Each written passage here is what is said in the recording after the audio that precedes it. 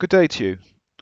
So I've tried to make a video to discuss market equilibriums, economics, because I did some research recently and found some things that I found very easy and simple as a way of explaining why we get the results we do, and it made sense to me.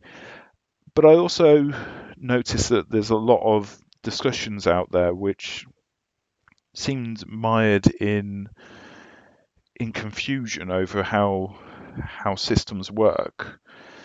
So I've got this vector as a sort of simple explanation, and you've got your x and y axes, and you've got your one line here that is how much the factory is producing. It's producing, say, 10 along the x-axis, and it's costing it 10 to run. Now, that factory has 10 people as customers, and they're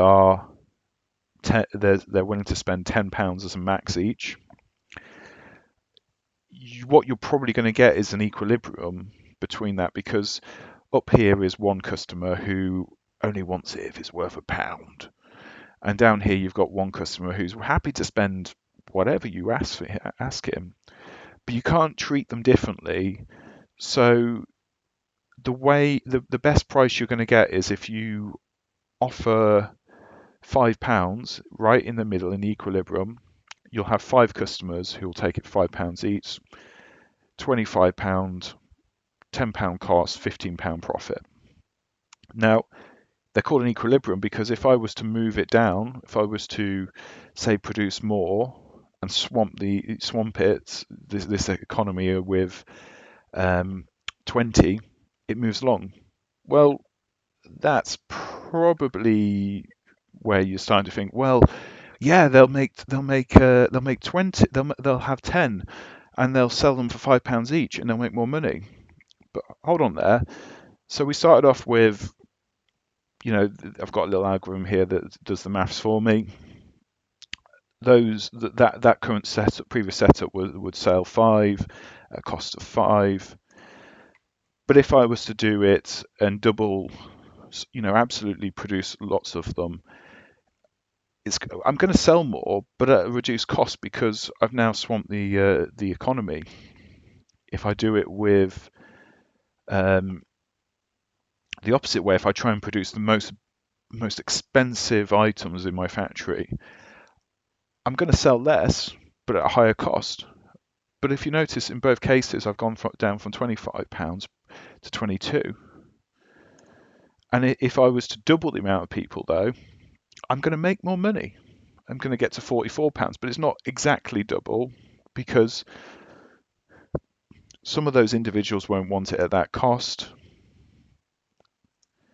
Um, and then you do it the opposite way. You say, well, if I'm to double the amount of money they're willing to spend, I'll make more money.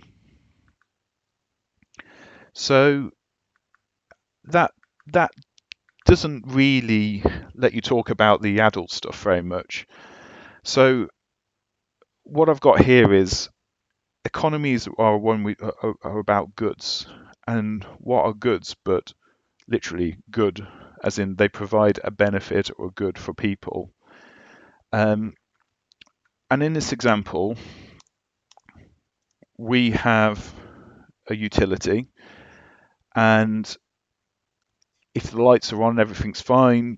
The utility isn't worth much to people. People don't need it. They don't think about it. It's when the utility goes out, they call up the engineer and they get it fixed, right? So at one point, the estimate is minus. They're not interested in it. They'll pay the sort of yearly subscription fee because it matters when it goes off, but they don't think about it at all. They don't need it. They're not interested in it. It's not marketed to them. So the willingness to spend more just doesn't exist. But as soon as it breaks, the willingness goes up. And you get to something like water, where if you don't have it, you're going to die. and as you can see, our number of consumers are going down. Um, every day you don't have it, you are willing to spend more to get it. So the demand just keeps on going up. And this is where you get this problem of, once you have a factory and you have a monopoly, you can control, the supply, and you can say, no, I'm not going to sell to you, and you can hoard water. So that's clearly not good. That's going to, lead to problems. So what's the answer to that? Well, classic economics talk about um, competition, and this one is a similar setup, but I'm trying to show how powerful competition really is. Because what's happening in the background here is the same vector is being calculated, but as you can see here, this little white line is representing a competitor, and that competitor doesn't build anything unless he sees you make money out of it. And if you make money out of it, he will build something for it. It's kind of the similar thing of you go, he made how much? I'll get in on that. I'll take a weave on that. But if you looked at the previous one, the population was going down. The need was not being satisfied.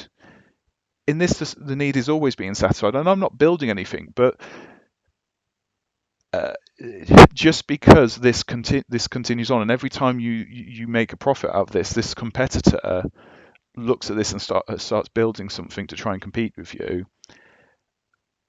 That is enough to push the market into an equilibrium. That's enough to satisfy demand. And therefore, what's more important in economics is not the actual talking about profits. It's about talking about information gain. That in this case, seeing your competitor make a hell of a lot of money is a whole lot of information for you to understand what's going on. So therefore, you've got a reason why you might want to have trade deals. You might want to have uh, cars built in France being shipped to Germany or vice versa, because just by having this set up, you're keeping your own factories honest. That you know that they're not going to do silly things because they can be undercut by somebody else.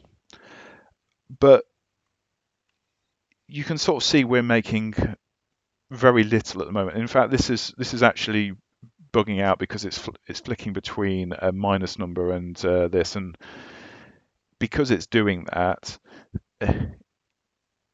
it's a bit broken.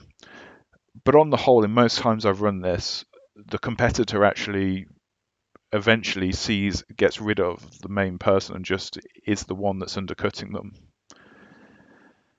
And I think that's a good enough reason to talk about the alternative reason why people are angry when their borders are open, why when foreign countries are allowed to invest.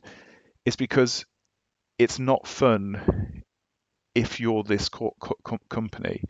If you're this company that was making a lot of money previously, and if you want to see how much, this is recorded that it made 1K in one day at one point on housing, you know, but it can't. If you go to the housing bit at the moment, it can't. As you see, it just keeps on flicking because the competitor is continuously building more to outperform the main player.